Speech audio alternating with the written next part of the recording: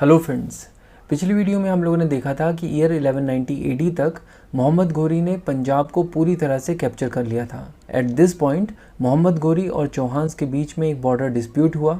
Dispute क्या था ये जानने से पहले हमें ये पता होना चाहिए कि चौहान्स अजमेर और दिल्ली से रूल कर रहे थे और उस समय चौहान रूलर थे पृथ्वीराज थर्ड।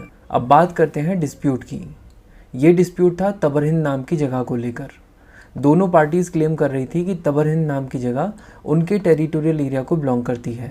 और अगर पूछा जाए कि ये तबर हिंद नाम की जगह आज की डेट में कहाँ है, तो ये बेसिकली पंजाब के भटिंडा वाले रीजन में है।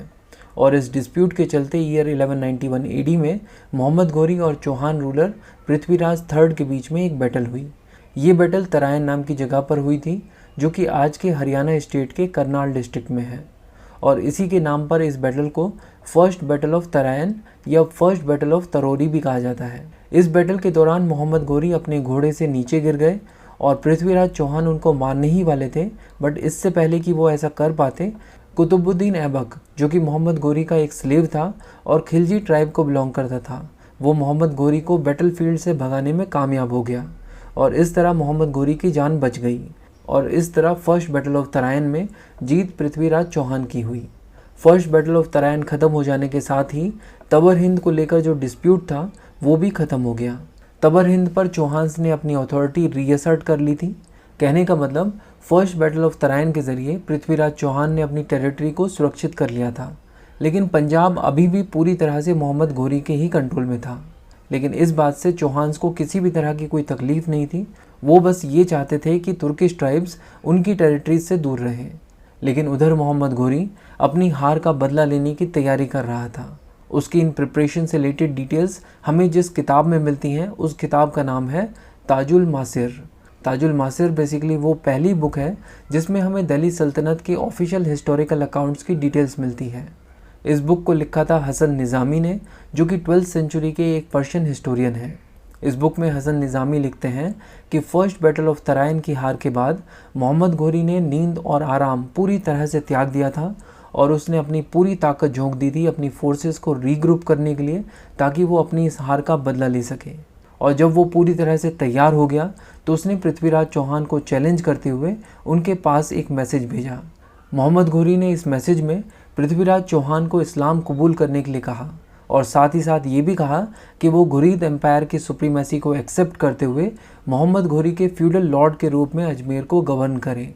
ऑब्वियस सी बात है कि ये पैगाम कोई पैगाम नहीं बल्कि लड़ाई की चुनौती थी। दोनों तरफ की सेनाएं रेडी हो गई और एक दूसरे से भिड़ने के लिए तराइन के मैदान पर पहुंची और इस तरह 1192 एडी में सेकेंड बैटल ऑफ तराइन हुई।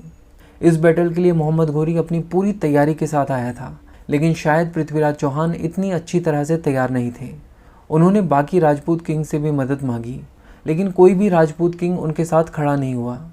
और इस तरह की सिचुएशन में पृथ्वीराज चौहान के पास ज़्यादा फोर्सेस, हाथी और घुड़सवार होने के बावजूद जीत मोहम्मद घोरी की हुई।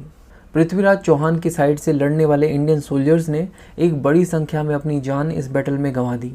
इस बैटल के दौरान पृथ्वीराज चौहान बचकर एक बार तो निकलने में कामयाब हो गए थे, लेकिन अल्टीमेटली उन्हें घोरी के फोर्सेस ने सरस्वती, जो कि सिरसा के पास है, वहां पर पकड़ लिया। इस तरह अब चौहान्स की पूरी टेरिटरी यानी अजमेर वाला रीजन घुरीद एम्पायर द्वारा कैप्चर कर लिया गया। लेकिन मोहम्मद घोरी ने इस रीजन को डायरेक्टली रूल नहीं किया। इन्होंने पृथ्वीराज चौहान को ही अपने फ्यूडल लॉर्ड बनाकर इस एरिया में रूल करने के लिए कहा और इस समय के कॉइन्स इस बात की गवाही देते हैं। यहाँ पर आप देख सकते हैं कि कॉइन के एक साइड पर लिखा हुआ है पृथ्वीराज देव और दूसरी साइड पर लिखा हुआ है श्री मोहम्मद साम। और ये हम सब जानते हैं कि मोहम्मद साम मोहम्मद घोरी का ही दूसरा नाम था। और पृथ्वीराज देव जैसा छोटा टाइटल ये दर्शाता है कि पृथ्वीराज इस रीजन में अब एक सोवरेन पावर नहीं थे। अदरवाइज उनके नाम के आगे महाराजा या महाराज, धीराज इस तरह के बड़े टाइटल्स होने चाहिए थे।